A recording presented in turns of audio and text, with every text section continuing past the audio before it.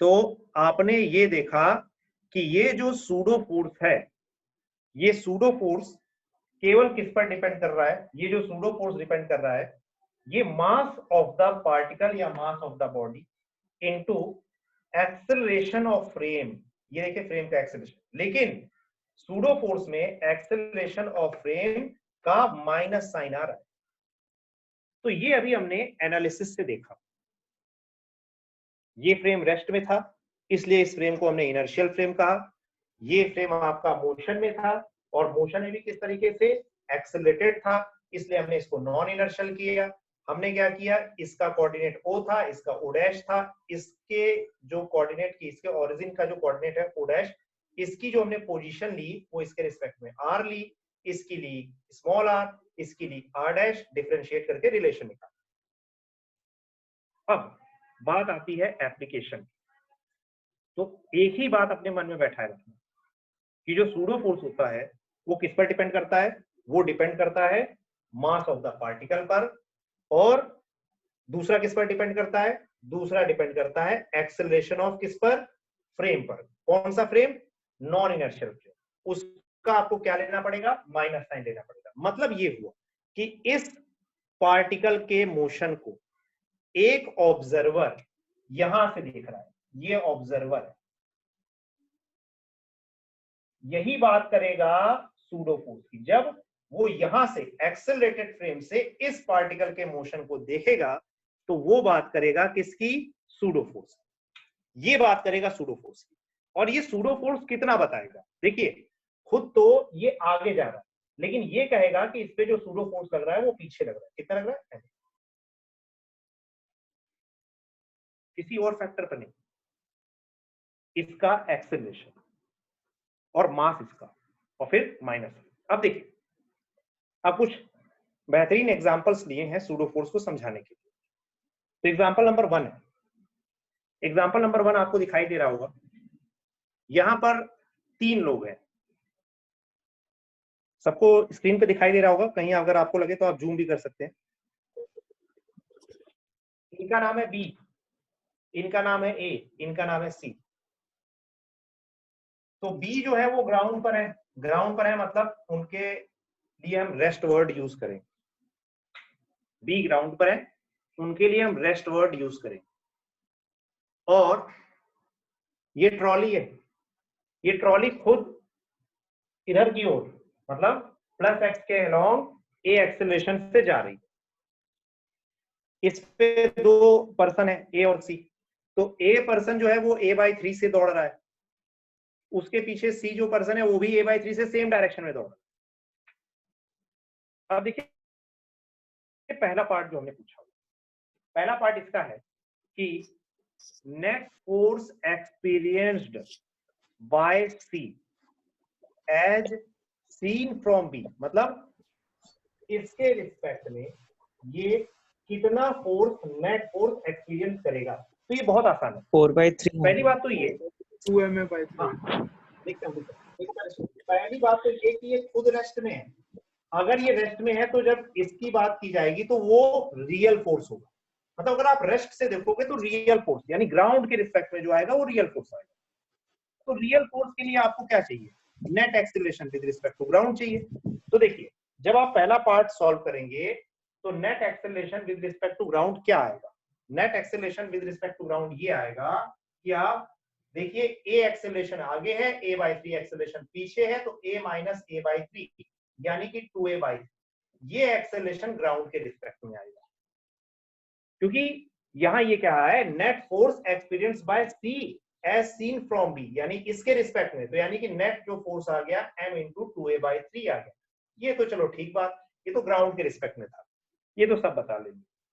फिर जब बात आती है दूसरा पार्ट, देखिए दूसरा पार्ट ये है कि rate of change of linear momentum of C with respect to. अब कल हमने बताया था rate of change of linear momentum मतलब फोर्स। यस मुंडन। तो जब हम लिखेंगे rate of change of linear momentum of C with respect to A, तो आप ये देखिए कि सी के बारे में बात की जा रही है with respect to A.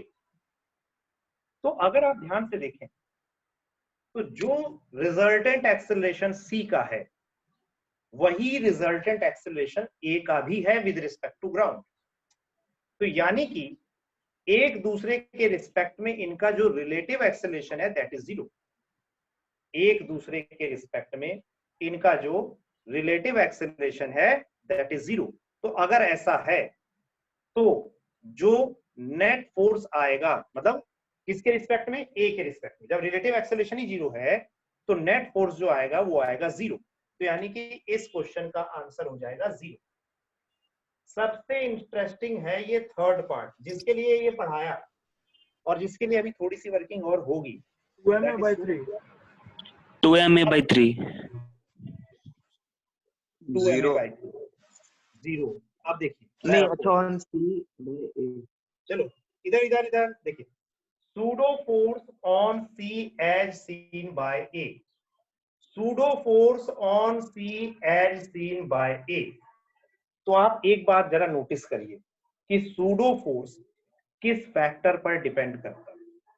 Pseudo force depend करता है, एक मिनट, अभी जो बताया मैं अगर मान लो ये कह देता हूं कि ये जो सी है इनका मास स्मॉल, तो सूडो फोर्स तो एक बात इस पर डिपेंड करता है कि मास ऑफ द बॉडी, देखिए यहां क्या देखा था, मास ऑफ द बॉडी, और दूसरा किस पर, एक्सेलरेशन ऑफ किसका, जिसके रिस्पेक्ट में देख लो, यानी इसके एक्सेलरेशन पर डिपेंड नहीं करेगा, इसके एक्सेलरेशन, ए का एक्सेलरेशन। लेकिन वो ए का एक्सेलरेशन किसके रिस्पेक्ट में डिफाइन होना चाहिए, वो ए का एक्सेलरेशन आपका ग्राउंड के रिस्पेक्ट में डिफाइन होना चाहिए। और अभी आपने देखा कि ए का एक्सेलरेशन जो ग्राउंड के रिस्पेक्ट में आएगा दैट इज 2a/3। किधर आएगा, ए का एक्सेलरेशन ग्राउंड के रिस्पेक्ट में 2a/3। अभी आपने देखा ना, a - a/3 करके, a इधर है, a/3 इधर है, तो नेट एक्सेलरेशन आया 2a/3। और ये किधर आया, ये आया प्लस x। अभी मैंने आपको ये कॉन्सेप्ट बताया कि सिर्फ आपको दो फैक्टर देखो, क्या, एक तो मास ऑफ द किसका, मास ऑफ द पर्सन या बॉडी, और दूसरा एक्सेलरेशन ऑफ किसका, जिसके रिस्पेक्ट में देख रहे हो, ए के रिस्पेक्ट में देख रहे हो। ए का एक्सेलरेशन कितना है, ए का एक्सेलरेशन है 2a/3। लेकिन याद रखिए कि इतना लिखने के बाद आप एक माइनस साइन भी लगाएंगे, यानी कि अब जो नेट फोर्स आया किसके रिस्पेक्ट में, एज सीन बाय ए, तो ए के रिस्पेक्ट में नेट फोर्स ये लिखा जाएगा। इसीलिए देखिए मैंने इन दोनों पार्ट को सेपरेट किया है। मतलब समझिए कि सेपरेट करने का क्या मतलब है। पहले केस में जो मैं rate of change of linear momentum निकालता था, यानी कि वो टोटल फोर्स निकालता था, लेकिन दूसरे केस में मैं केवल और केवल सूडो फोर्स स्पेसिफाई करके उसकी बात कर रहा हूं। मतलब समझिए, ये पूरा डिस्कशन इससे रिलेटेड है। इससे रिलेटेड है कि जब कभी आप सूडो फोर्स देखते हैं तो केवल आप दो फैक्टर पर ध्यान दीजिए, मास ऑफ द पार्टिकल और फ्रेम का एक्सेलरेशन, फिर आप उसका अपोजिट कर देते हैं। यहां भी हमने क्या किया, जब हमने लिखा pseudo force on C as seen by, तो हमने क्या किया, mass of the particle m और acceleration of this person a, acceleration of a is 2a/3। फिर क्या किया, आगे एक माइनस साइन लगाया, फिर ये क्या लगाया है, ये आई कैप लगाया है। आई कैप का मतलब क्या है, अगर मैं इस डायरेक्शन में आई कैप लेता हूं तो ये अपोजिट डायरेक्शन में माइनस आई कैप हो जाएगा। ये इसका आंसर हो गया। अब जरा देखिए, ये दूसरा क्वेश्चन यहां डिजाइन किया है। दूसरे क्वेश्चन में मैंने ये क्या किया है कि आप देख रहे हैं -m में आई कैप, मैग्नीट्यूड बता दें। ठीक है। अब ये एक पर्सन है, ये स्मॉल ए एक्सेलरेशन से जा रहा है, ये क्या जा रहा है, इसकी ट्रॉली जा रही है, ये चुपचाप उसमें बैठा हुआ है। और दूसरा पर्सन है, पर्सन क्या है, वहां पर एक बॉक्स रखा हुआ है और वो बॉक्स ट्रॉली पर रखा है, और वो जो ट्रॉली है वो 2a एक्सेलरेशन से सामने की ओर जा रही है। ये देखिए ट्रॉली है, 2a एक्सेलरेशन से सामने की ओर जा रही है, और ट्रॉली के लिए हमने b यूज किया हुआ है। अब है क्या, आपको फाइंड आउट करना है कि find magnitude of pseudo force on mass m as seen from a। तो मैंने एक चीज बताई है, देखो मैग्नीट्यूड ऑफ सूडो फोर्स किस पर निकालना है, सूडो फोर्स इस मास पर निकालना है। किसके रिस्पेक्ट में निकालना है, इनके रिस्पेक्ट में निकालना है। हमें इसके एक्सेलरेशन से कोई मतलब नहीं, ध्यान दीजिएगा, ये सब आपको बेवकूफ बनाने को दिया गया। हमें केवल मास बॉडी का देखना है, ठीक, दैट इज m, और एक्सेलरेशन किसका देखना है? एक्सेलरेशन मुझे इनका देखना है विद रिस्पेक्ट टू ग्राउंड, और इनका एक्सेलरेशन है a। साथ में कौन सा साइन लगाना है? माइनस साइन लगाना है। तो ये सूडो फोर्स की वैल्यू आ गई।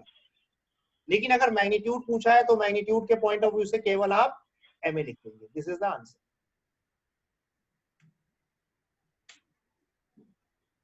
ये कॉन्सेप्चुअल डिस्कशन था सूडो फोर्स। अब मैं इसे कुछ छोटे छोटे क्वेश्चंस के थ्रू एनालिसिस में ले जाऊंगा, ठीक है? क्योंकि देखिए मैंने आपसे कहा था कि मैं वो पोर्शन ही डिस्कस करूंगा जो बच्चे मुझसे मोस्टली डाउट पूछते रहते हैं, ठीक है? तो सूडो फोर्स में रहता है बच्चों को, तो सूडो फोर्स अभी अब क्लियर हो गया होगा। तो संसार का सूडो फोर्स कहीं बच्चा निकाल लेगा, केवल इतना डिस्कशन अगर उसने अच्छे से सुन लिया है। अब हम देखिए इसको कुछ